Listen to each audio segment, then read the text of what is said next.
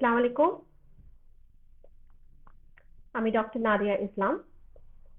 আজকে আপনাদের সাথে লাইভে এসেছি আমি এক্সিস মেডিকেল স্কুলের পক্ষ থেকে। আম, সবার আগে ধন্যবাদ জানাচ্ছি এক্সিস মেডিকেল গ্রুপের সকল সদস্যকে আমাকে সুযোগ করে দেওয়ার জন্য, লাইভে এসে কিছু কথা বলার জন্য, সেই সাথে আমার এক্সপিরিয়েন্স শেয়ার করার জন্য। প্রথমে বলে নেই নিজের সম্পর্কে কিছু। আগেই বলেছি আমার নাম নাদিয়া ইসলাম। আমি ঢাকা মেডিকেল কলেজ থেকে এমবিবিএস কমপ্লিট করেছি 2011-এ। 2013-এর জুলাইয়ে আমি এফপিএস পার্ট 1 কমপ্লিট করেছি অপশন গাইনিতে। এরপরে 2014-এ আমি ইংল্যান্ডে মুভ করি আমার মাস্টার্স কমপ্লিট করার জন্য অ্যাসিস্টেন্ট রিপ্রোডাকশন টেকনোলজিতে। এরপরে মাস্টার্স কমপ্লিট করার পর আমি পিএইচডি স্টার্ট করেছি রিপ্রোডাক্টিভ মেডিসিনে 2015-এর ডিসেম্বরে। পিএইচডি কমপ্লিট করা অবস্থায় আমি জেমস রেজিস্ট্রেশন পেয়েছি। 2017 এর নভেম্বর থেকে আমি অপশন গাইনিতে কাজ করছি ইউনাইটেড কিংডমে। 9 মাস আমি ফার্স্ট ইয়ার ডক্টর হিসেবে কাজ করছি অপশন গাইনিতে। দেন 2018-এর অগস্ট থেকে আমি স্পেশালিটি ট্রেনিংতে কাজ করছি অপশন গাইনিতে সাউথ ইয়র্কশায়ার ডিনারিতে হেলথ এডুকেশন ইংল্যান্ডের আন্ডারে। আজকে লাইভে এসেছি আপনাদের সাথে কথা বলার জন্য। ইংল্যান্ডে, ওয়েলস, স্কটল্যান্ড অথবা নর্দার্ন আয়ারল্যান্ডে অপশন গাইনিতে কাজ করার আমার অভিজ্ঞতা নিয়ে, এবং আমি যদি কোনোভাবে আপনাদেরকে সহযোগিতা করতে পারি কিভাবে ইউনাইটেড কিংডমে অপশন গাইনিতে ক্যারিয়ার করতে হয়, সেই সাথে ইউনাইটেড কিংডমের পোস্ট গ্রাজুয়েশন সম্পর্কিত কিছু কথা বলবো অপশন গাইনি রিলেটেড। আপনারা যারা লাইভে আছেন আমার সাথে এখন যুক্ত হয়েছেন, তাদের যদি কোনো ধরনের কোনো কোয়েশ্চেন থেকে থাকে আমাকে কমেন্ট সেকশনের মাধ্যমে জানাতে পারেন। আমি সর্বাত্মক চেষ্টা করব আপনাদের সবগুলো কোয়েশ্চেনের অ্যান্সার দেওয়ার। আবারও ধন্যবাদ জানাচ্ছি এক্সিস মেডিকেল স্কুলের সকল সদস্যকে, এবং যারা আমার সাথে কন্ট্যাক্ট করেছেন এই ব্যাপারে এক্সিস মেডিকেলের লাইভ গ্রুপে কিছু কথা বলার জন্য।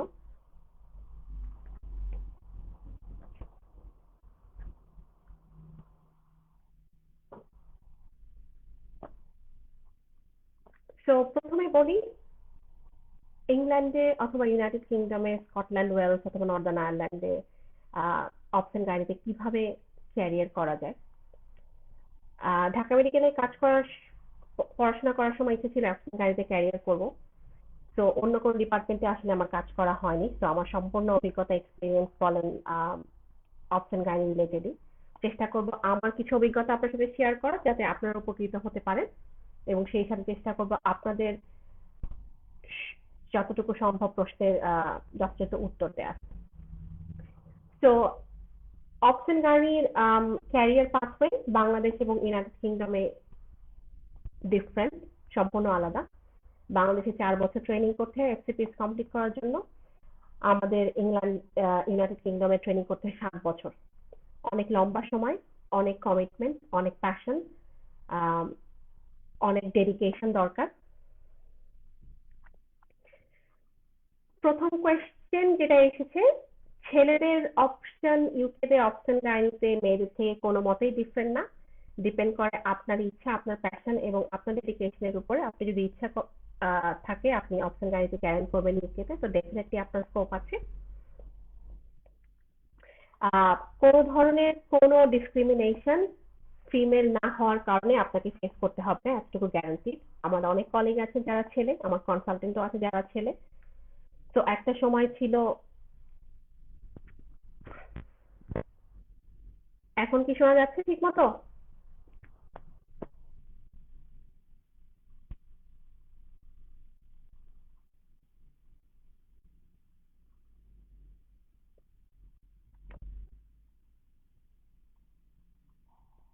ছেলে বা মেল হওয়ার কারণে অপশন গাইনিতে ক্যারিয়ার করা যাবে না বা কোনো ডিসক্রিমিনেশন ফেস করতে হবে ইউকেতে, এমন কোনো ধরনের কোনো কথা নেই। আপনি যদি কেপেবল হন, এক্সপিরিয়েন্স থাকে, ভালো মতো কাজ করতে পারেন, ডেডিকেশন থাকে, প্যাশন থেকে থাকে অপশন গাইনিতে ক্যারিয়ার করার জন্য, তো ডেফিনেটলি আপনি এখানে কাজ করার জন্য যথাযথভাবে উপযুক্ত।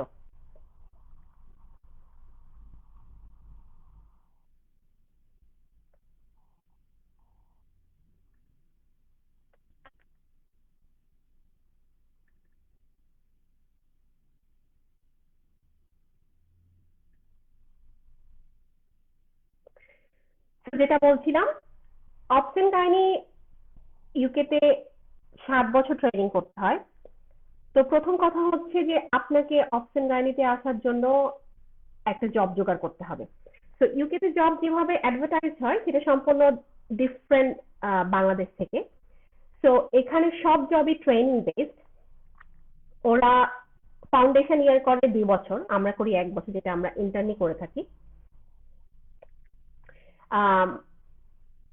আরেকটা সেকেন্ড কোয়েশ্চেনের জবাব দিয়ে এর মধ্যে, পিএইচডি এর পর ক্লিনিক্যালে ক্যারিয়ার না করে কেউ নন ক্লিনিক্যালে থাকতে চাইলে রিসার্চ সেক্ষেত্রে স্কোপ কেমন? তো পিএইচডি করার পরে যদি আপনি ক্লিনিক্যাল ক্যারিয়ার না করতে চান, নন ক্লিনিক্যাল ক্যারিয়ারে থাকতে চান, সেক্ষেত্রে আপনাকে অপশন খুঁজতে হবে পোস্ট ডক্টরাল শিপে। তো পোস্ট ডক অ্যাপ্লাই করতে হবে। পোস্ট ডক সম্পূর্ণই ফান্ডিং রিলেটেড।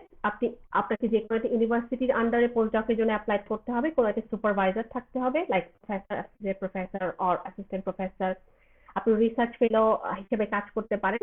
ফান্ডিং যদি থেকে থাকে, অ্যাপ্লিকেশনে যদি আপনাকে ইন্টারভিউ করে সিলেক্ট হয়ে থাকে, তাহলে ডেফিনেটলি আপনার স্কোপ আছে এখানে নন ক্লিনিক্যাল ক্যারিয়ার করার।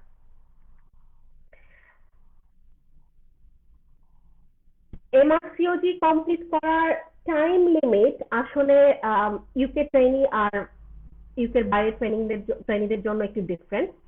ইউকে ট্রেনিং যারা আগেই বললাম 7 বছর আমাদের ট্রেনিং করতে হয়। তো প্রথম 5 বছরের মধ্যে আমাদের এমআরসিওজি কমপ্লিট করতে হয়। যদি কোনো কারণে আমরা এমআরসিওজি প্রথম 5 বছরে কমপ্লিট না করতে পারি, তাহলে আসলে আমাদেরকে ট্রেনিং থেকে বের করে দেবে, আমাদেরকে আর ট্রেনিং কন্টিনিউ করতে দেবে না। সেকেন্ড কথা হচ্ছে, আর ইউকের বাইরে আপনাকে পার্ট 1 কমপ্লিট করার 7 বছরের মধ্যে আপনাকে পার্ট 2 কমপ্লিট করতে হবে।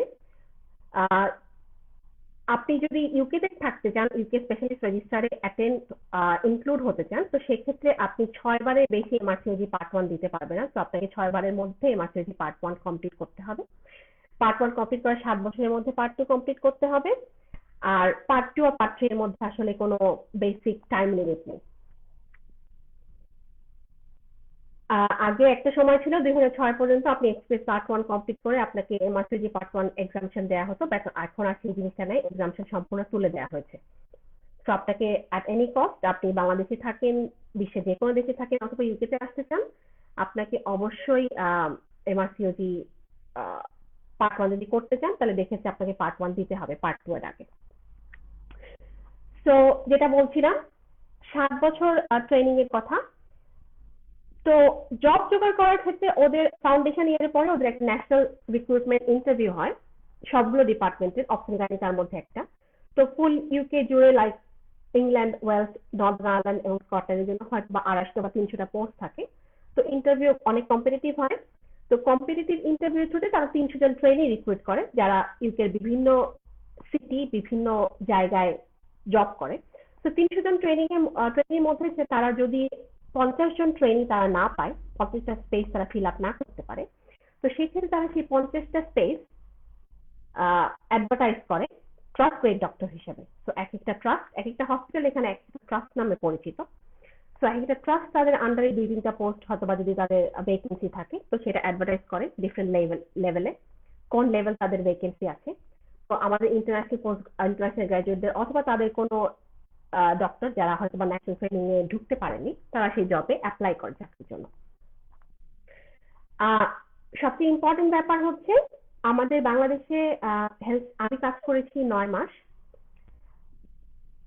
বাংলাদেশে অনেকে আছি আমরা যারা অনেক বেশি এক্সপিরিয়েন্স অপশন গাইনিতে, বাট বাংলাদেশের এক্সপিরিয়েন্স, বাংলাদেশের ক্লিনিক্যাল ম্যানেজমেন্ট আর ইউকে ক্লিনিক্যাল ম্যানেজমেন্ট হচ্ছে অনেকটাই আলাদা।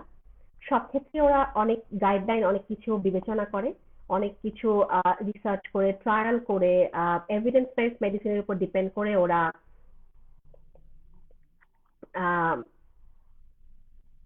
নতুন নতুন গাইডলাইন ডেভেলপ করে।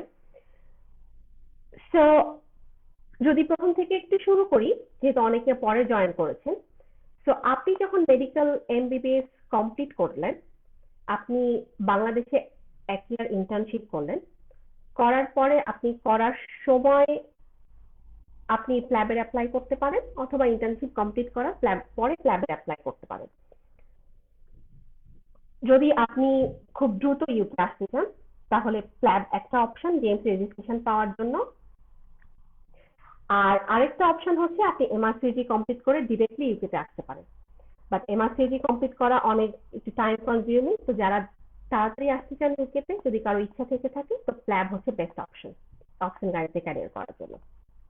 সো ইন্টার্নশিপ শেষ করার পরে অথবা আপনি ইন্টার্নশিপ করার সময় আপনি ওইটি অথবা আইএলটিএস ক্লিয়ার করে আপনার যতটুকু রিকোয়ারমেন্ট আছে প্ল্যাবের জন্য সেটা অ্যাচিভ করতে পারেন।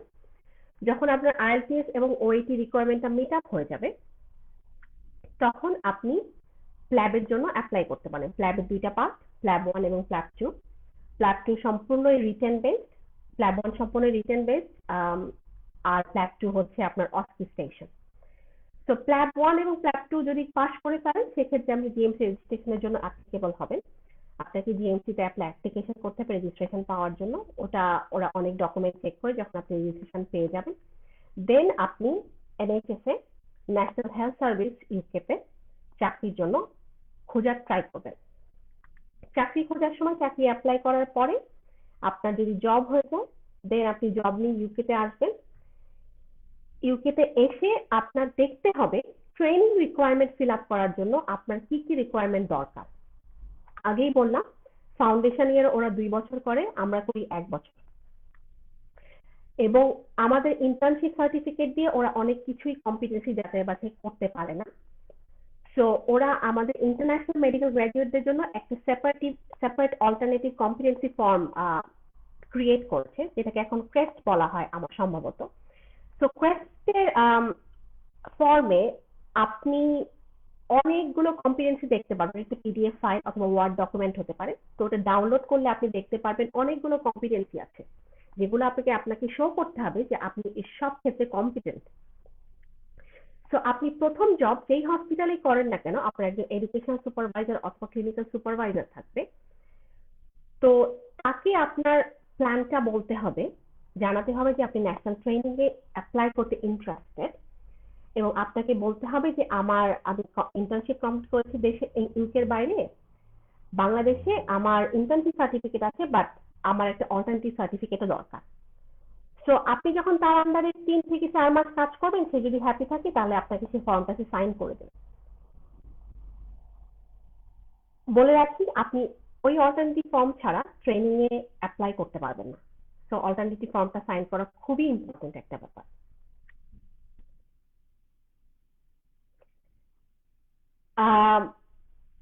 সেকেন্ড কথা হচ্ছে, পার্ট 1 এর সাথে আইএলটিএস এবং ওইটির কোনো সম্পর্ক নাই।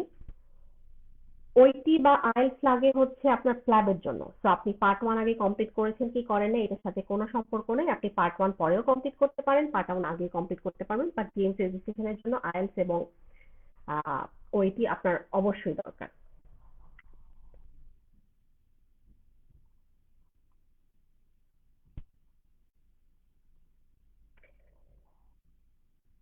দেন আমাকে অনেকে ট্রেনিং রিকোয়ারমেন্ট নিয়ে প্রশ্ন করেছেন, তো আমি স্টেপ অনুযায়ী বলছি।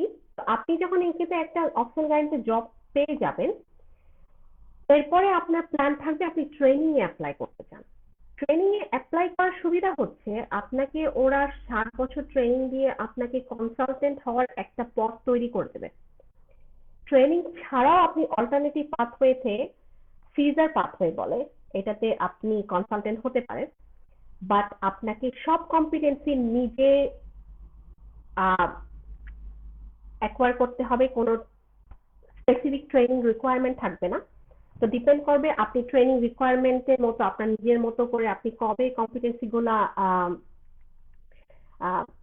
অ্যাচিভ করতে পারেন সেই উপর, এবং তারপরে জিএমসি কে যদি আপনি দেখাতে পারেন, আরসিওজি কে যদি আপনি দেখাতে পারেন যে আপনার ট্রেনিং এর মতো ট্রেনিং এর যেগুলো কম্পিটেন্সি রিকোয়ারমেন্ট থাকে আপনি সেগুলো ট্রাস্টেড ডক্টর হিসেবে ফিল আপ করে ফেলেছেন, আপনার আগের এক্সপিরিয়েন্স আপনি শো করতে পারেন, সেক্ষেত্রে জিএমসি যদি মনে করে যে হ্যাঁ আপনার সবগুলো এভিডেন্স অ্যাপ্লিকেবল, আপনি কম্পিটেন্ট, সেক্ষেত্রে আপনাকে তারা কনসালটেন্ট স্পেশাল রেজিস্টারে ইনক্লুড করে আপনাকে কনসালটেন্টের সিমিলার ইকুইভ্যালেন্ট পোস্ট দিতে পারে।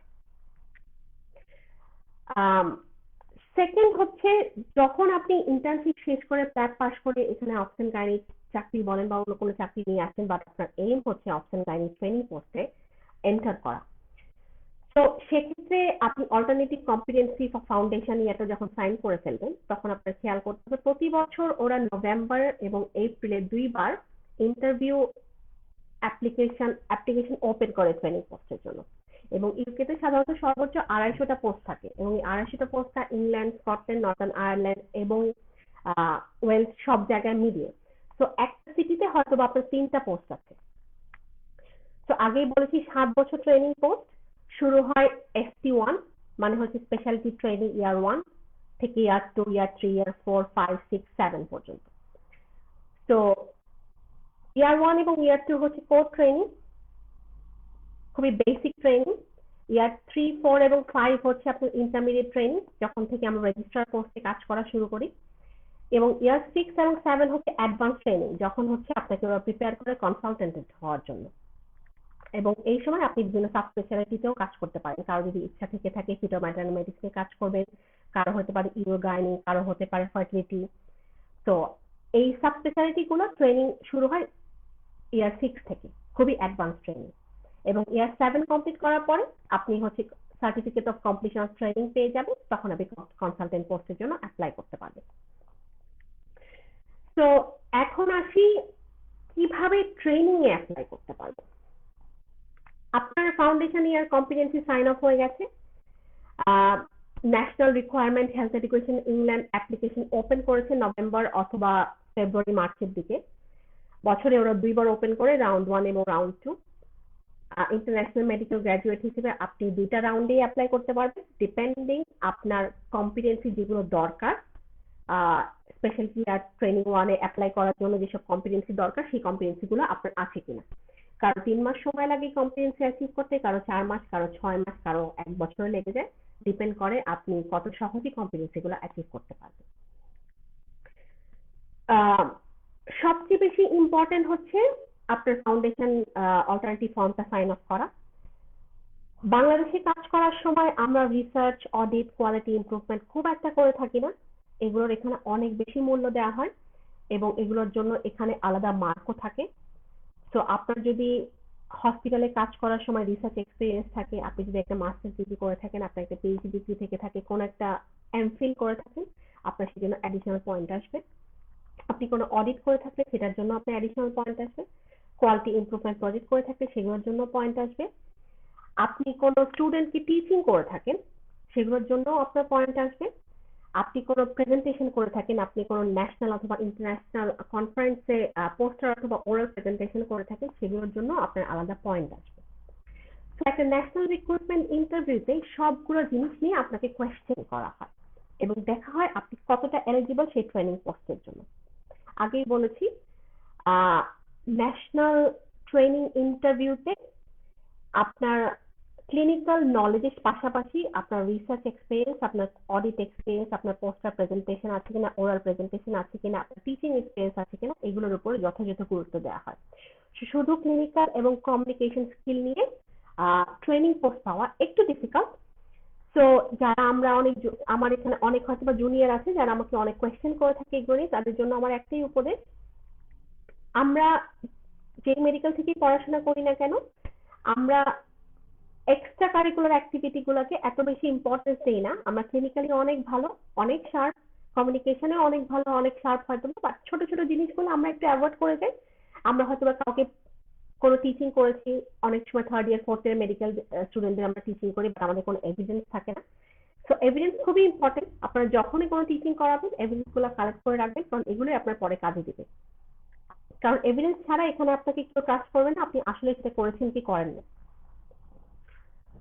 সো আপনি যখন ইন্টারভিউ অ্যাপ্লিকেশন ওপেন হবে, আপনি অ্যাপ্লিকেশন সাবমিট করবেন।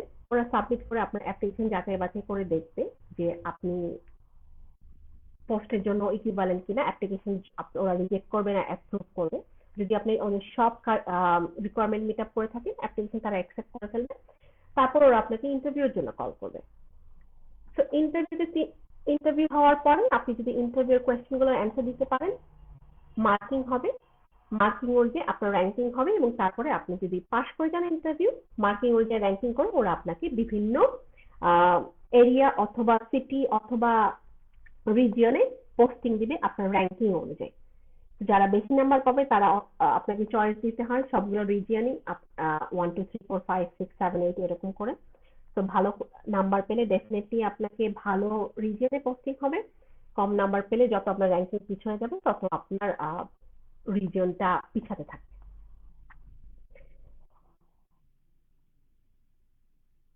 সেকেন্ডলি, স্পেশালিটি ট্রেনিং ইয়ার ওয়ানে আসার জন্য একটা রিকোয়ারমেন্ট আছে, সেটা হচ্ছে আপনার অপশন গাইনি ট্রেনিং 24 মাসের বেশি হওয়া যাবে না। 24 মাসের বেশি যদি হয়ে থাকে তাহলে আপনাকে ডেফিনেটলি ওরা ST1 অ্যাপ্লাই করতে দেবে না। আর অপশন গাইনি হচ্ছে একটা run through training post. So এখানে ট্রেনিং শুরু হয় ইয়ার 1 থেকে, কম্পিটিশন হয় ইয়ার 7-এ। সো খুব কম, অনেক সময় ST1 ST2 এর ট্রেনিংরা জব ছেড়ে চলে যায়, কিছু পোস্ট ভেকেন্ট হয়, সেক্ষেত্রে ওরা যদি চায় দেন ওরা সেগুলো অ্যাডভার্টাইজ করে, বাট পোস্টের সংখ্যা খুব কম হয়। একটা কোয়েশ্চেনের অ্যান্সার দেই এর মধ্যে। ইন্টার্নশিপ কমপ্লিট করে প্ল্যাব দিয়ে আপনি যে কোনো পোস্টে জয়েন করতে পারবেন, রেজিস্টার পোস্টে ডেফিনেটলি না। এখানে যেটা ইম্পর্টেন্ট সেটা হচ্ছে, আগেই বলেছি, অপশন গাইনি এমন একটা ডিপার্টমেন্ট যেখানে ক্লিনিক্যাল নলেজের সাথে সাথে আপনার লিডারশিপ এক্সপিরিয়েন্স, আপনার কমিউনিকেশন স্কিল, আপনার ম্যানেজমেন্ট স্কিল অনেক বেশি ইম্পর্টেন্ট। আমাদের দেশে মিডওয়াইফ নেই, এখানে মিডওয়াইফরাই সব ডিল করেন, অপশন গাইনিতে কোনো নার্স নেই। তো আমাদের মিডওয়াইফরাই হচ্ছে আমাদের নার্স। তো মিডওয়াইফ যারা সিনিয়র তারা আমাদের থেকে অনেক বেশি এক্সপিরিয়েন্স, তাদের সাথে কমিউনিকেশন করা, তাদের সাথে ডিল করা, লেবার ওয়ার্ড ম্যানেজ করা অনেক বেশি ইম্পর্টেন্ট। লেবার ওয়ার্ডে প্রত্যেকটা পেশেন্ট সম্পর্কে জানতে হয়, প্রত্যেকটা পেশেন্টের কি ম্যানেজমেন্ট হচ্ছে সেগুলো সম্পর্কে জানতে হয়। ইনস্ট্রুমেন্টাল ডেলিভারি এখানে অনেক বেশি হয়, সিটিজি অনেক বেশি ফলো করা হয়। সো গাইডলাইন, ক্লিনিক্যাল ম্যানেজমেন্ট এখানে সম্পূর্ণ আলাদা বাংলাদেশ থেকে। সো আপনাদের যদি অপশন গাড়িতে ক্যারিয়ার করার ইচ্ছা থাকে তো আমি বলবো জুনিয়র লেভেল অথবা SHO লেভেল, যেটাকে আমরা সিনিয়র হাউস অফিসার বলে থাকি, সেই লেভেলে অ্যাপ্লাই করা সবচেয়ে বুদ্ধিমানের কাজ হবে। তো আপনি অপশন গাইনিতে ক্যারিয়ার করতে গেলে, আপনি চান তাহলে আপনি অপশন গাইনি SHO হিসেবে জবে অ্যাপ্লাই করতে পারেন। যদি আপনার মনে হয় যে অপশন গাইনিতে আপনার পোস্ট ফাঁকা নেই, আপনি পছন্দ মতো রিজিয়ন অনুযায়ী বা হসপিটাল অনুযায়ী চাকরি পাচ্ছেন না, আপনি মেডিসিন সার্জারিতে অ্যাপ্লাই করতে পারেন, চাকরি নিয়ে আসতে পারেন। বাট আমি অ্যাডভাইস করব 1 সপ্তাহ 14 দিন অথবা একটা টেস্টার উইক অথবা একটা অ্যাটাচমেন্ট অপশন গাইড করেন। যদি আপনি ট্রেনিং এ অ্যাপ্লাই করতে চান সেক্ষেত্রে আপনি বুঝতে পারবেন ট্রাস্ট কিভাবে কাজ করে, ডিপার্টমেন্ট কিভাবে কাজ করে, কিভাবে ক্লিনিক্যালি পেশেন্ট ম্যানেজ করা হয়।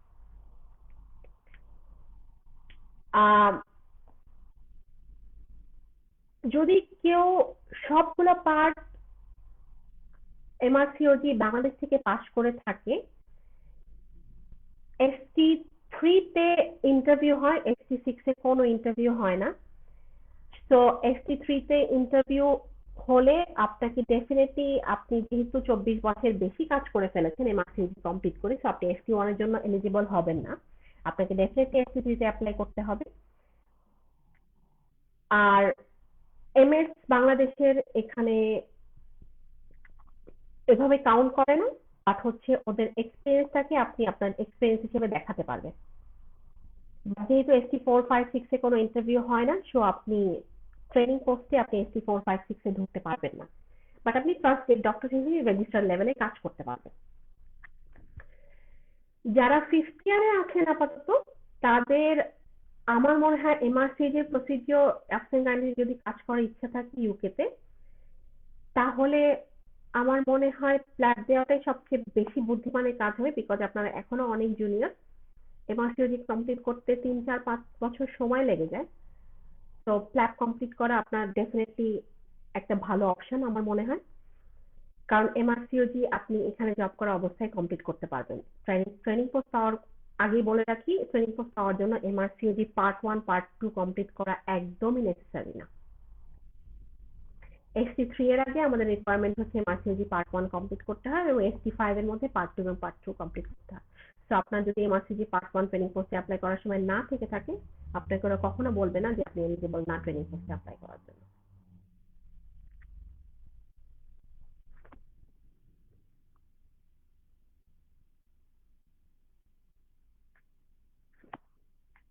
সো একটু রিপিট করি, অক্সেন কাহিনী ট্রেনিং কোর্স 7 বছর, কোর ট্রেনিং প্রথম 2 বছর, এরপরে 3 বছর ইন্টারমিডিয়েট ট্রেনিং, এরপরে 2 বছর হচ্ছে অ্যাডভান্স ট্রেনিং। আপনাকে ফাউন্ডেশন ইয়ার কমপ্লিট করার পর অথবা ইন্টার্নশিপ কমপ্লিট করার পর আপনি যদি ফ্ল্যাট পাস করে থাকেন, জিএমসি রেজিস্ট্রেশনের জন্য অ্যাপ্লাই করতে পারবে। জিএমসি রেজিস্ট্রেশনের জন্য অ্যাপ্লাই করার পরে আপনি এখানে জব করার জন্য এলিজিবল হবে। জব করার সময় আপনাকে অল্টারনেটিভ ফাউন্ডেশন কম্প্রিহেনসিভ ফর্মটা সাইন আপ করতে হবে আপনার ক্লিনিক্যাল সুপারভাইজার অথবা এডুকেশন সুপারভাইজারকে দিয়ে। দেন আপনি যখন আরো রিকোয়ারমেন্ট গুলো যেগুলো আছে, একটা অ্যাডভান্স লাইফ সাপোর্ট কোর্স করতে হয়, কিছু রিসার্চ এক্সপিরিয়েন্স থাকলে ভালো, কোয়ালিটি ইমপ্রুভমেন্ট প্রজেক্ট করতে হবে, অডিট করতে হবে, কিছু পোস্টার প্রেজেন্টেশন ওরাল প্রেজেন্টেশনের এক্সপিরিয়েন্স থাকলে আরো ভালো। অ্যাপ্লিকেশন ওপেন হলে অ্যাপ্লিকেশনে অ্যাপ্লাই করবেন, যত এভিডেন্স ওরা চাবে আপনার এক্সপিরিয়েন্স, আপনার কত বছর এক্সপিরিয়েন্স আছে সেগুলো দেখাতে হবে। অ্যাপ্লিকেশন অ্যাপ্রুভ করলে ওরা আপনাকে ইন্টারভিউর জন্য কল করবে, ইন্টারভিউ কল করলে আপনি ইন্টারভিউ দিতে যাবেন। ইন্টারভিউ দেওয়ার পরে আপনি যদি পাশ করে যান ইন্টারভিউ, সেক্ষেত্রে আপনার র্যাঙ্কিং অনুযায়ী, আপনার মার্ক অনুযায়ী আপনাকে ওরা পোস্ট দেবে। পোস্টটা ইউকে যে কোনো জায়গায় হতে পারে। আরেকবার বলে নিই, ট্রেনিং কোর্সের জন্য এমআরসিওজি কমপ্লিট করা অথবা এমআরসিওজি পার্ট 1 কমপ্লিট করা কোনো মতে জরুরি না, যদি আপনি ST1 লেভেলে অ্যাপ্লাই করতে চান। বাট যদি আপনি ST3 লেভেলে অ্যাপ্লাই করতে চান, সেক্ষেত্রে আপনাকে অবশ্যই এমআরসিওজি পার্ট 1 কমপ্লিট করতে হবে। আপনি এমআরসিওজি ফুলি কমপ্লিট করা থাকলেও ST3 তে অ্যাপ্লাই করতে পারবেন। ST1 এবং ST3 এই দুইটা লেভেলেই ইউকেতে গাইনি অফিসে ইন্টারভিউ হয় ন্যাশনাল ট্রেনিং প্রোগ্রামের জন্য। এছাড়া আর কোনো ইয়ারে ন্যাশনাল ট্রেনিং এর জন্য কোনো ইন্টারভিউ হয় না। আমরা যারা ইন্টারন্যাশনাল গ্র্যাজুয়েট, যারা প্রথম অপশন গাড়িতে কাজ করি, তারা হচ্ছে ট্রাস্টেড ডক্টর হিসেবে কাজ করি, আমাদের ট্রাস্টেড ডক্টর হিসেবে অভিহিত করা হয়। যারা অনেক জুনিয়র লেভেলে কাজ শুরু করি, তারা কাজ শুরু করে SHO হিসেবে।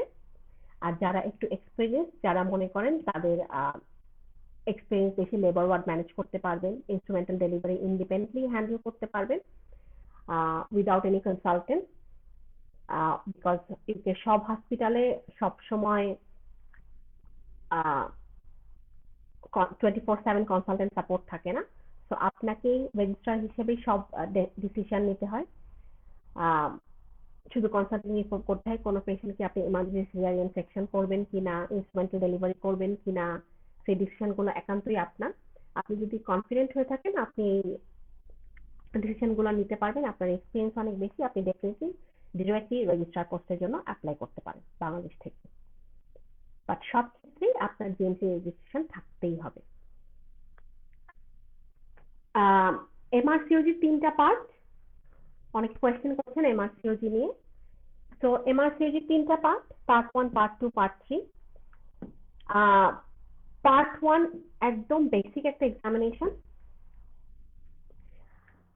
পার্ট 2 হচ্ছে ক্লিনিক্যাল বেসড, আর পার্ট 3 হচ্ছে অস্পিসেশন। আগে ছিল 2টা পার্ট, এখন ওরা ডিভাইড করে 3টা পার্ট করেছে। সো পার্ট এমআরসিওজি পার্ট 1 যখন আপনি দিবেন, বছরে এটা 2বার পরীক্ষা হয়, জুলাই এবং জানুয়ারিতে। এবার জুলাইয়ের এক্সামটা পোস্টপোন করা হচ্ছে কোভিড-19 এর জন্য, সম্ভবত 26 সেপ্টেম্বরে আরেকটা ডেট দিয়েছে পার্ট 1 এ। বাট যদি সিচুয়েশন ভালো থাকে, জানুয়ারিতে আবার পরীক্ষা হবে। সো পার্ট এমআরসিওজি পরীক্ষা দেওয়ার সবচেয়ে ফার্স্ট রিকোয়ারমেন্ট হলো আপনাকে আরসিওজি রয়্যাল কলেজের ওয়েবসাইটে গিয়ে একটা অ্যাকাউন্ট ক্রিয়েট করতে হবে। আপনার নাম, অ্যাড্রেস, আপনি কোথায় কাজ করেন, এগুলো ইনফরমেশন দিয়ে একটা অ্যাকাউন্ট ক্রিয়েট করতে হবে অনলাইনে। অ্যাকাউন্ট যখন আপনি ক্রিয়েট করে ফেলবেন, তখন ওরা আপনাকে একটা কলেজ নাম্বার দেবে। এটা খুবই স্পেসিফিক এক একটা ক্যান্ডিডেটের জন্য, এবং আপনাকে পরবর্তী সকল করেসপন্ডেন্সে আরসিওজির সাথে এই ক্যান্ডিডেট নাম্বারটা বা কলেজ নাম্বারটা শেয়ার করতে হবে। এটা আপনার একটা আইডেন্টিটি, আপনি রয়্যাল কলেজের সাথে একটা অ্যাকাউন্ট ক্রিয়েট করেছেন। সো দেন অ্যাকাউন্ট ক্রিয়েট করার পরে আপনি ওয়েবসাইটে খোঁজ রাখতে হবে, নজর রাখতে হবে। যদি আপনি জুলাই পরীক্ষা দিতে চান, তো সেক্ষেত্রে ওরা অ্যাপ্লিকেশন ওপেন করে 2-3 মাস আগে। তো আপনাকে দেখতে হবে কবে ওরা অ্যাপ্লিকেশন ওপেন করেছে, কবে ওদের ক্লোজ ডেট। তো সেক্ষেত্রে আপনি যখন অ্যাপ্লিকেশন ওদের ওপেন হবে অনলাইনে, ওদের একটা প্রথম ফার্স্ট স্টেপ হচ্ছে এলিজিবিলিটি রিকোয়ারমেন্ট, এলিজিবিলিটি প্রসেস। ওরা আপনাকে যাচাই করবে যে আপনি এমআরসিপি পার্ট 1 দেওয়ার জন্য এলিজিবল কিনা। তো এলিজিবিলিটি মানে হচ্ছে ওটার জন্য আপনার আসলে ফুল একটা মেডিকেল রেজিস্ট্রেশন লাগে।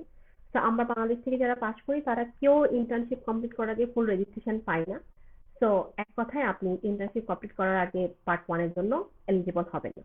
তো আপনি ইন্টার্নশিপ কমপ্লিট করে ফেললেন, ওদের অ্যাপ্লিকেশন ওপেন হলো পরীক্ষা দেওয়ার জন্য।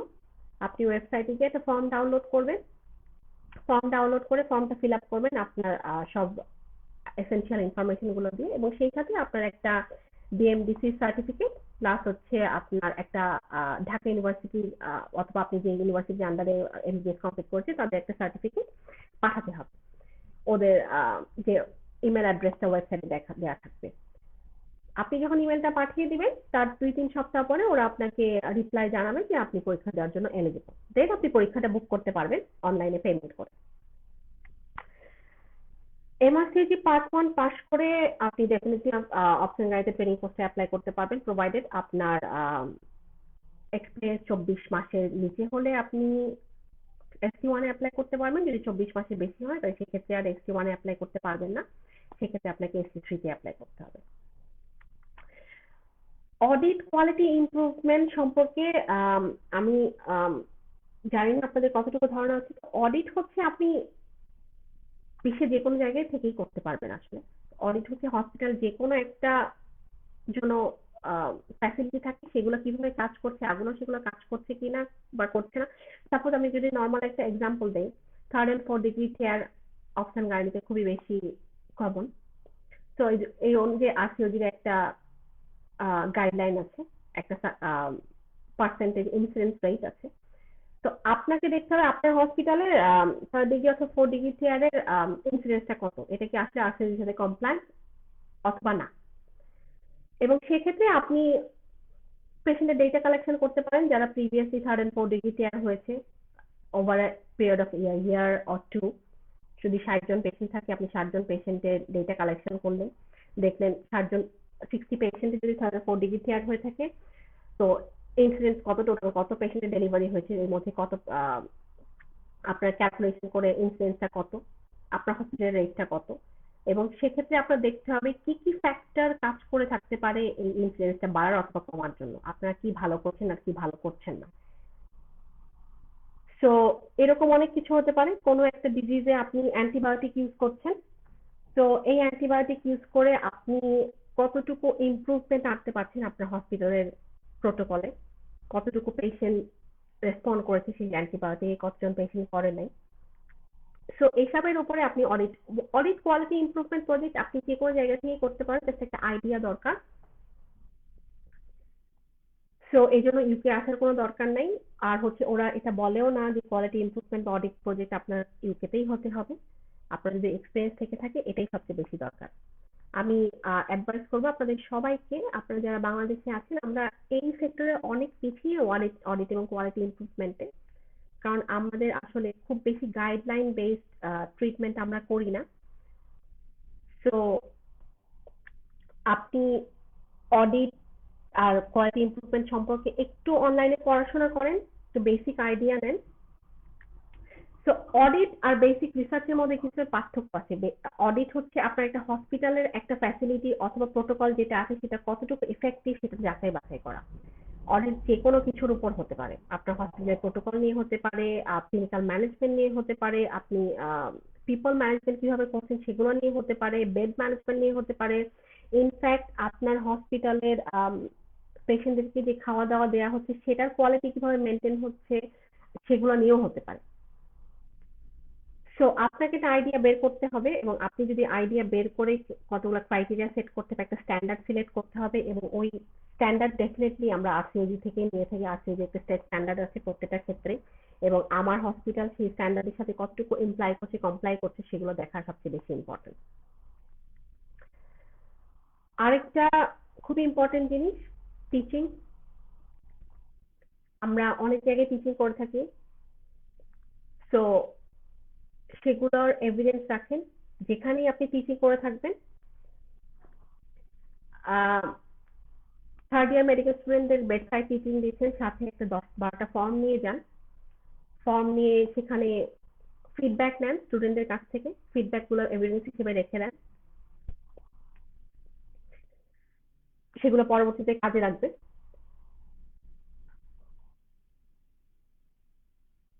অডিট, কোয়ালিটি ইমপ্রুভমেন্ট অথবা রিসার্চ এক্সপিরিয়েন্স যদি থাকে, আপনার পার্ট 1 পাস করার সাথে ট্রেনিং বা পোস্ট পাওয়ার কোনো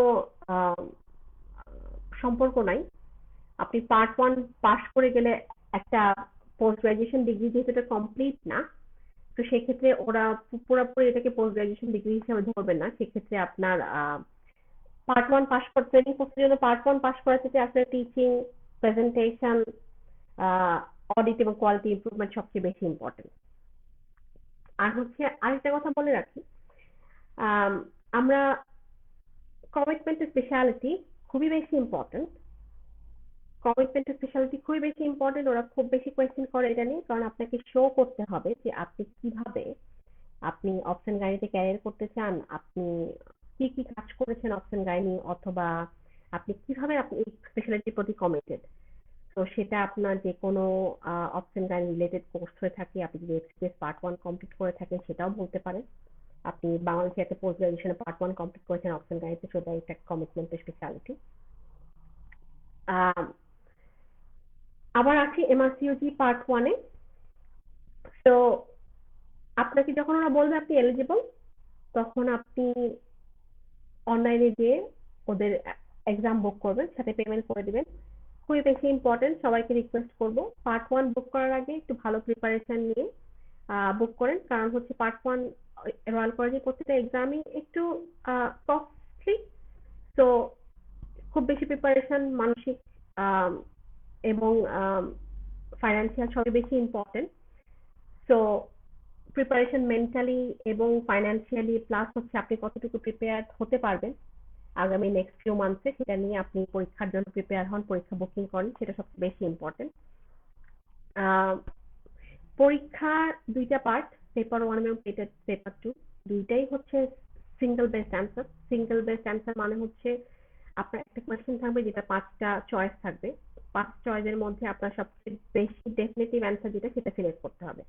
কোনো নেগেটিভ মার্কিং নেই, বাট ভুল হলে আপনি নাম্বার পাবেন না, একটা কোয়েশ্চেনের জন্য 1 নাম্বার।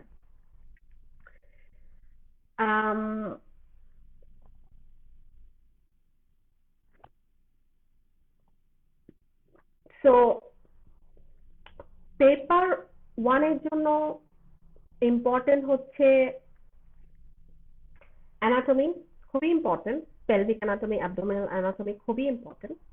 অনেকগুলো কোয়েশ্চেন হয় অ্যানাটমির উপর থেকে। এন্ডোক্রিনোলজি খুবই বেশি ইম্পর্টেন্ট। দেন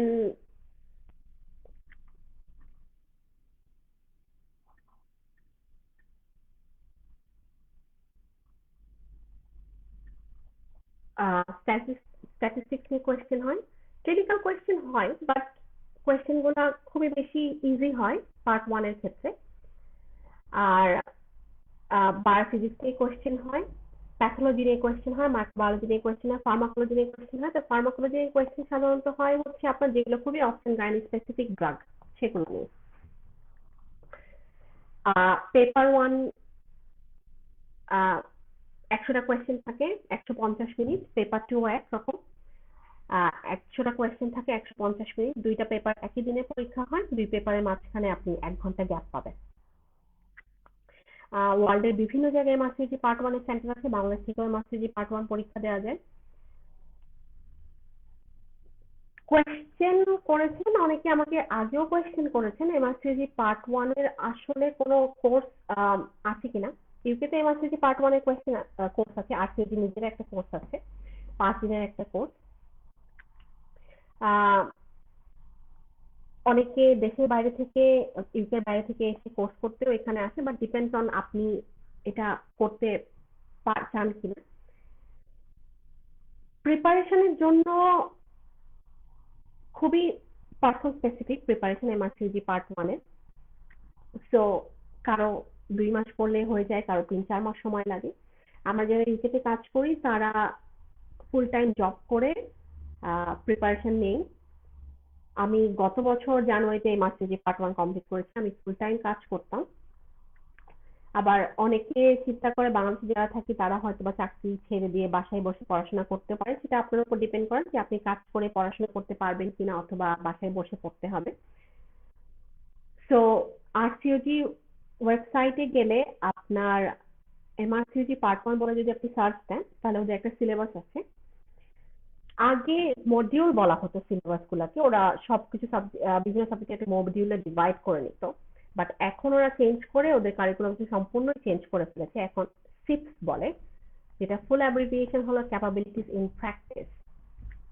সো ওই সিপস অনুযায়ী ওরা আপনাকে যাচাই করে যে আপনি ডক্টর হিসেবে কতটা কম্পিটেন্ট অথবা এলিজিবল।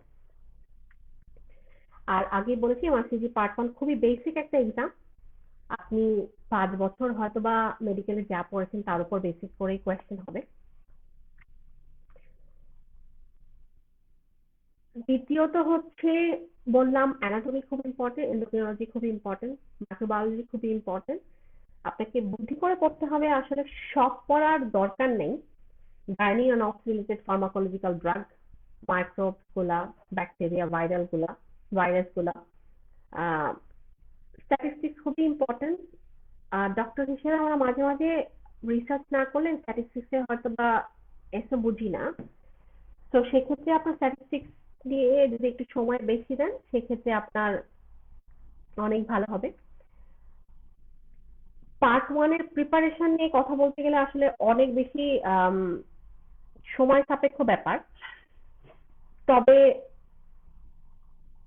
আমি নিজে পার্ট 1 কমপ্লিট করার পর যেটা দেখেছি সেটা হচ্ছে আমার কাছে অনেক কোয়েশ্চেন এসেছে কিভাবে প্রিপেয়ার করতে হয়। তো আমি আসলে চিন্তা করছি একটা পার্ট 1 কোর্স আমি যদি অনলাইনে চালু করতে পারি আমার নিজের এক্সপিরিয়েন্সের উপর বেসিস করে, প্লাস কিভাবে পড়াশোনা করতে হয়, কিভাবে কোন কোন বই ফলো করতে হয়, সেক্ষেত্রে আমার মনে হয় অনেকেরই উপকার হবে এবং আমিও আশা করি অনেককে হেল্প করতে পারবো। তো আমি আসলে এখনো ওর পর্যায়ে যেতে পারিনি সব, বাট আমি চেষ্টা করছি তাড়াতাড়ি, খুব তাড়াতাড়ি একটা অনলাইনে কোর্স চালু করার। যদি করতে পারি আপনাদের সবাইকে আমি জানিয়ে দিব এবং আশা করি আপনাদের উপকারী হবে।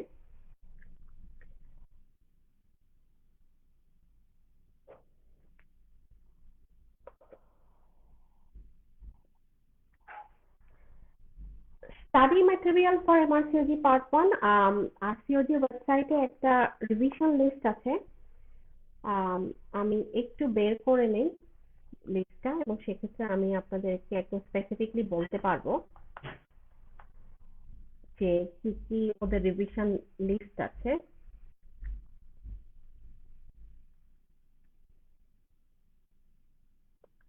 প্রথমেই বলি, আপনার আরসিজি গ্রিন টপ গাইডলাইন আছে, টক আর্টিকেল আছে, আপনি পড়তে পারেন ওগুলো। গ্রিন টপ গাইডলাইন ওরা হচ্ছে ক্লিনিক্যালে কি সব পেশেন্ট, আমরা হচ্ছে নাইস গাইডলাইন আছে, গ্রিন টপ এবং নাইস গাইডলাইন অনুযায়ী আমরা হচ্ছে পেশেন্ট এখানে ম্যানেজ করে থাকি। তো আপনি যদি এগুলো পড়তে পারেন তাহলে সেক্ষেত্রে আপনি একটা ধারণা পাবেন যে কিভাবে আপনার কি কি ক্লিনিক্যাল ডিজিজ অথবা সাবজেক্ট গুলো আপনার পড়তে হতে পারে এবং সেক্ষেত্রে আপনার ওখান থেকে কিছু কোয়েশ্চেন আসতে পারে।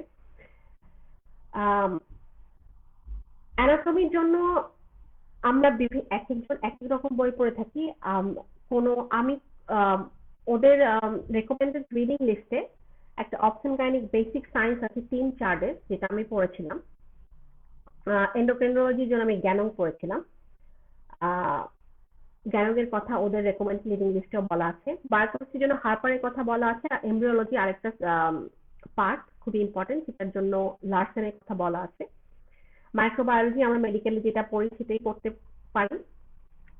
একটা জিনিস আমি খুবই ইম্পর্টেন্ট এবং খুব মনোযোগ সহকারে পড়েছিলাম, সেটা হচ্ছে অক্সফোর্ড স্পেশালিটি ট্রেনিং এর একটা রিভিশন নোট আছে। তো রিভিশন নোটটা একটা ছোট্ট একটা বই। তো বাট এই রিভিশন নোটটা খুবই কনসাইজ করে লেখা। তো আপনি সবকিছু পড়ার পরে লাস্টে পরীক্ষা কিছুদিন আগে যদি রিভিশন নোটের বইটা পড়ে থাকেন তাহলে খুবই বেশি উপকৃত হবেন আশা করি।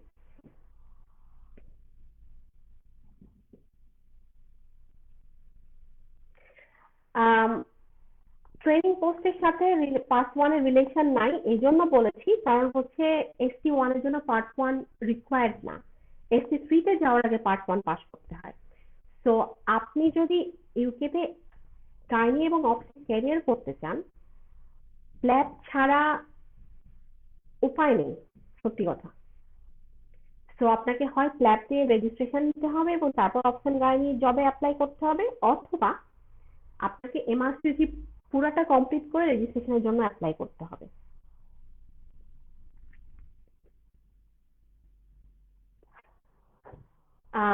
এরপরে আবার আসি রিডিং লিস্টে। প্যাথোলজির জন্য রবিনস ইম্পর্টেন্ট পড়তে পারেন, আর হচ্ছে আমাদের অ্যান্ড্রু সিজারের একটা SBA একটা বই আছে পার্ট 1 এর জন্য, খুবই ইম্পর্টেন্ট অনেক সময়। আর একটা ছোট্ট কথা, খুবই ইম্পর্টেন্ট টপিক এবং সাজেশন আসলে, আমরা বিভিন্ন গ্রুপ আছে ফেসবুকে অথবা অনলাইনে পার্ট 1 এর। তো আপনি যদি গ্রুপগুলোতে জয়েন করেন, অনেকে প্রিভিয়াস এক্সামের অনেক কোয়েশ্চেন পোস্ট করে থাকে, অনেক সময় কোয়েশ্চেন রিপিট হয় পরীক্ষার সময়। তো কোয়েশ্চেন গুলো আপনি পড়ে থাকলে দেখবেন অনেকগুলো কোয়েশ্চেন কমন এসেছে। আরেকটা জিনিস হচ্ছে অনলাইনে অনেক সময় সাবস্ক্রিপশন নেওয়া যায়, পাস মেডিসিন একটা আছে, পাস এমআরসিওজি একটা আছে, আর বিএমজে এর একটা সাবস্ক্রিপশন নিতে পারেন। তো আপনি 2 মাস 3 মাস 6 মাসের জন্য এইসব অনলাইন সাবস্ক্রিপশন নিতে থাকে। অনলাইন সাবস্ক্রিপশনে অনেক কোয়েশ্চেন থাকে 2000-এর উপরে, সাথে কিছু ডেসক্রিপশনও দেওয়া থাকে বিভিন্ন টপিকের উপরে। সো আপনি সেগুলো পরেও প্রিপারেশন নিতে পারেন। প্রিপারেশন আসলে হচ্ছে কম্বিনেশন একটা ব্যাপার, ডিপেন্ড করে আপনার কত সময় লাগবে, ডিপেন্ড করে আপনি কতটা টাইম স্পেন্ড করছেন, কারো সময় কম লাগে কারো বেশি লাগে। আম, আমি মাস্টার্স পিএইচডি করেছি রিপ্রোডাক্টিভ মেডিসিনে, বিকজ আমার ফার্টিলিটিতে কাজ করার ইচ্ছা। তো ট্রেনিং পোস্ট পেতে হলে মাস্টার্স পিএইচডি করতেই হবে এমন কোনো কথা নেই, তবে হ্যাঁ আপনার মাস্টার্স পিএইচডি থাকলে আপনার নাম্বার অনেক বেড়ে যায়, এটা আরেকটা কমিটমেন্ট স্পেশালিটি, যে আপনি অপশন রিলেটেড কোনো একটা সাবস্পেশালিটিতে মাস্টার্স বা পিএইচডি করেছেন। বাট আমি কখনোই বলছি না, কখনোই বলিও না যে সবাইকে এটা করতে হবে, যার যার ইচ্ছা এবং প্রসপেক্টের উপর ডিপেন্ড করে।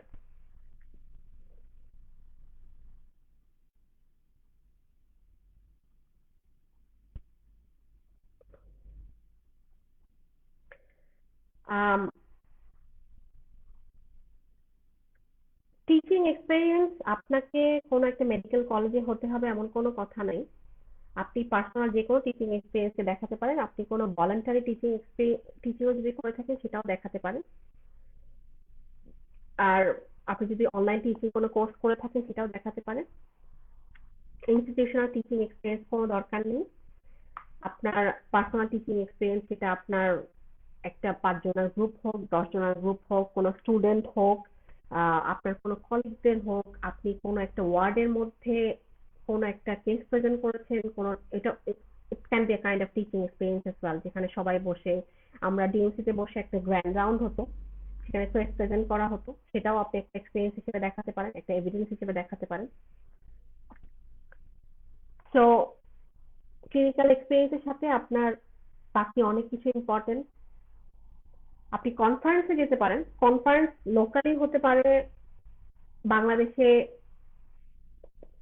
অপশন গাইনি সোসাইটির কনফারেন্স হয়, আপনারা যেই হসপিটালে কাজ করেন হয়তো বা কোনো না কোনো গাইনি পেশেন্ট ম্যানেজ করে থাকেন, কোনো কোনো গাইনি পেশেন্ট দেখে থাকেন, ক্লিনিক্যালি ডিল করে থাকেন, তার সেই কেসগুলো নিয়ে পেশেন্টের পারমিশন নিয়ে আপনার যে কনসালটেন্ট অথবা প্রফেসর অথবা অ্যাসোসিয়েট প্রফেসর পেশেন্ট যার আন্ডারে পেশেন্ট অ্যাডমিট ছিল তার সাথে ডিসকাস করে থাকতে পারেন কোনো একটা ইন্টারেস্টিং কেস, প্রিক্লাম্পসিয়া হতে পারে, অ্যান্টিপার্টাম হ্যামারেজ, পোস্টপার্টাম হ্যামারেজ হতে পারে, যেটা একটু ইন্টারেস্টিং। সেই কেসটা নিয়ে আপনি একটি পোস্টার বানিয়ে কনফারেন্সে পাঠাতে পারেন, প্রেজেন্ট করতে পারেন, একটা সার্টিফিকেট পাবেন, সেটা আপনি এভিডেন্স হিসেবে শো করতে পারেন। আরসিওজি কনফারেন্স হয় দেশের বাইরে বিভিন্ন জায়গায়, আপনি যদি আপনার জন্য যদি ফিজিবল হয় আপনি সেখানে অ্যাবস্ট্রাক্ট পাঠাতে পারেন পোস্টার অথবা ওরাল প্রেজেন্টেশনের জন্য।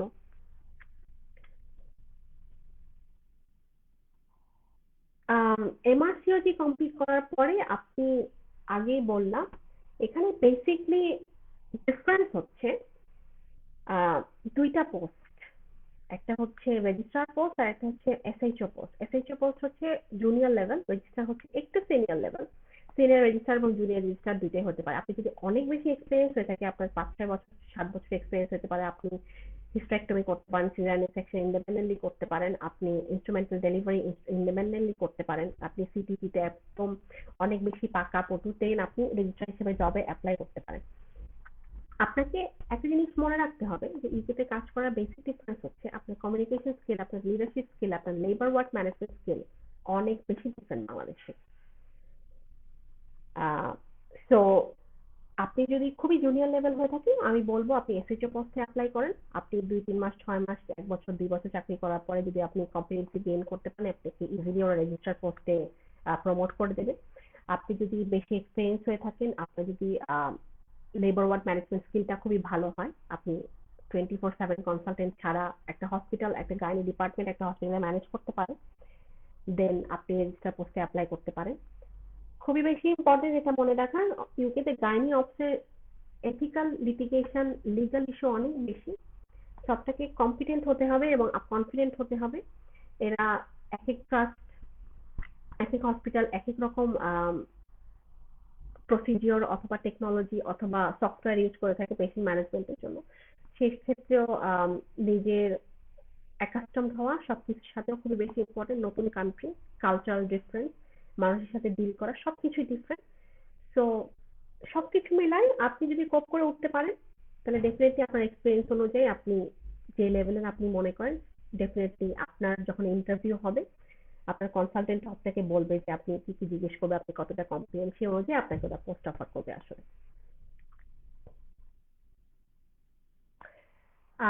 প্ল্যাব দিয়ে ইউকেতে জব করে, জব না করে তো আসলে ইন্টারন্যাশনাল যে ইউকেতে থাকার অন্য কোনো সুযোগ নাই। সো আপনাকে এমআরসিজি প্রিপারেশন আসলে ওভাবেই নিতে হবে। কষ্ট হয়ে যায়, বাট পাশ করে ফেলে মানুষ।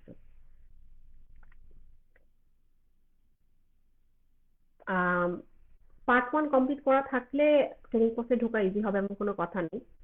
ডিপেন্ড করে আপনি at the time of the interview আপনি স্টেশন করতে কত বেশি মার্কিং পান, আপনার ইন্টারভিউটা কেমন হয়, আপনি ক্লিনিক্যালি কত শার্প, আপনার আরো কি কি এক্সপিরিয়েন্স আছে, আপনি কমিউনিকেশনে কেমন, এবং ইন্টারভিউরা আপনাকে কিরকম মার্ক দিল।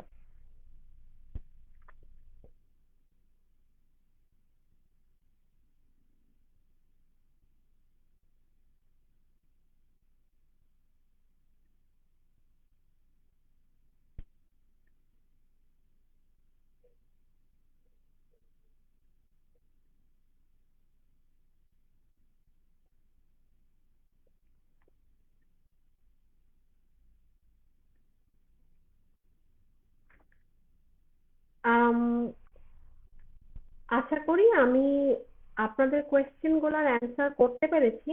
চেষ্টা করেছি সবগুলো কোয়েশ্চেন অ্যান্সার করার জন্য। কারো যদি আরো কোয়েশ্চেন থেকে থাকে, এখনো সময় আছে, আমাকে জানান, আমি অ্যান্সার করার চেষ্টা করব। আম, যারা ইউকেতে আসতে চান অপশন গাড়িতে ট্রেনিং করার জন্য, আমি প্রথমেই বলবো অপশন গাড়ি অনেক একটা কম্পিটিটিভ একটা সেক্টর, কারণ এখানে সার্জিক্যাল, মেডিকেল এবং সার্জিক্যাল দুইটা রিকোয়ারমেন্টই দরকার। বাট ইন্টারন্যাশনালরা এখন অনেক সুযোগ পাচ্ছে অপশন গাড়িতে কাজ করার, ট্রেনিং পোস্টে অনেক ইন্টারন্যাশনাল আছে।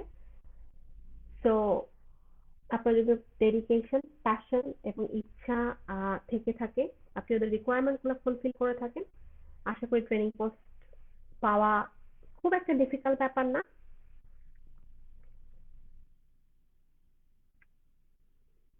কেউ যদি রিসার্চের কোনো কাজ সুযোগ বাংলাদেশে পেয়ে থাকেন, অ্যাডভাইস করবো সেগুলোতে এন্টার করার জন্য। কার যদি নিজস্ব কোনো আইডিয়া থেকে থাকে অডিট বা কোয়ালিটি ইমপ্রুভমেন্ট প্রজেক্ট করার জন্য, সেটাও করতে পারেন। টিচিং এক্সপিরিয়েন্স গ্যাদার করেন, এভিডেন্স গ্যাদার করেন, সেই সাথে আপনার কনফারেন্স লোকাল অথবা ইন্টারন্যাশনাল ন্যাশনাল যেটাই হোক না কেন কিছু একটা প্রেজেন্ট করার চেষ্টা করেন। কোনো একটা interesting course case find out করে সেগুলো যদি প্রেজেন্ট করতে পারেন, একটা সার্টিফিকেট পেয়ে যেতে পারেন, খুবই বেশি ভালো হবে। যারা একটু সিনিয়র লেভেলে এমআরসিজি কমপ্লিট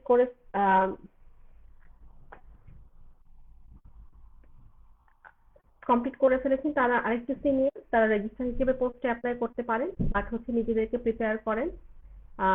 লিডারশিপ স্কিল নিয়ে, ম্যানেজমেন্ট স্কিল নিয়ে, লেবার ওয়ান ম্যানেজমেন্ট নিয়ে।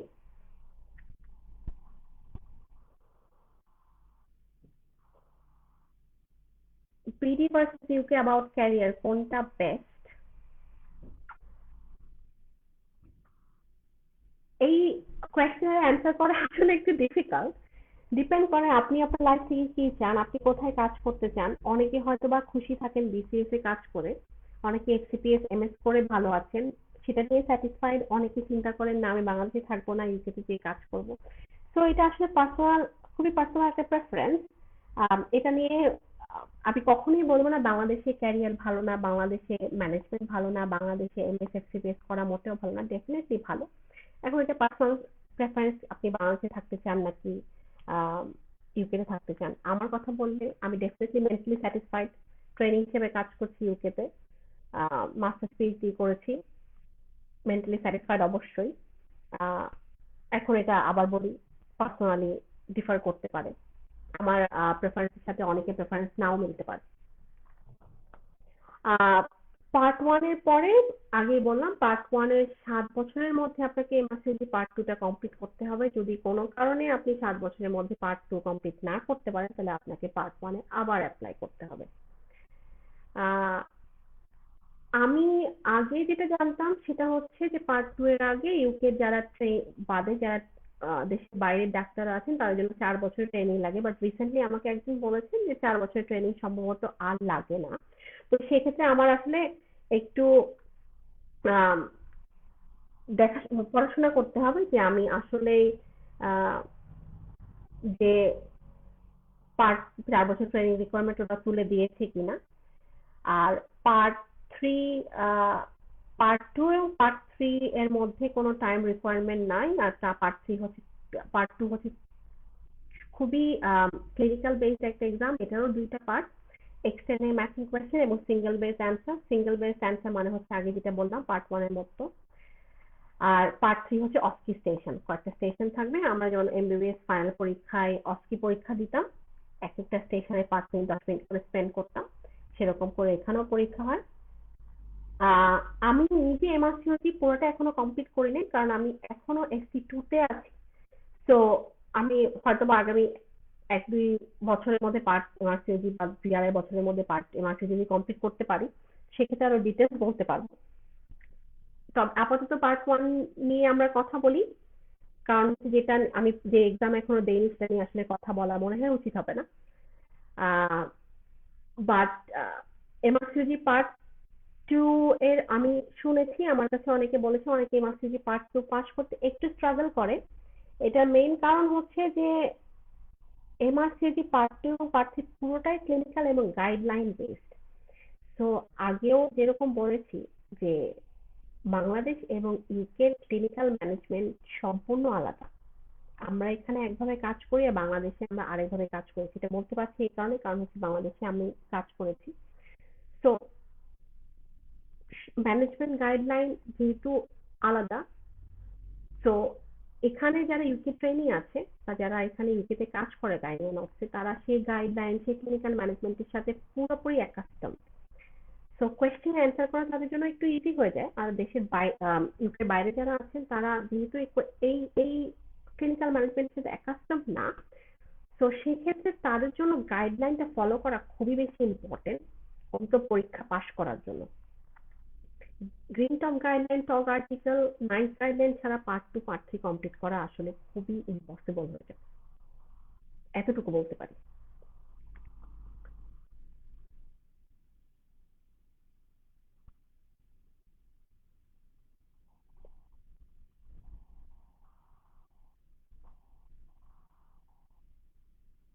তো আর যদি কারো কোনো কিছু কোয়েশ্চেন না থেকে থাকে, তাহলে আমরা মনে হয় আজকে এখানে শেষ করতে পারি।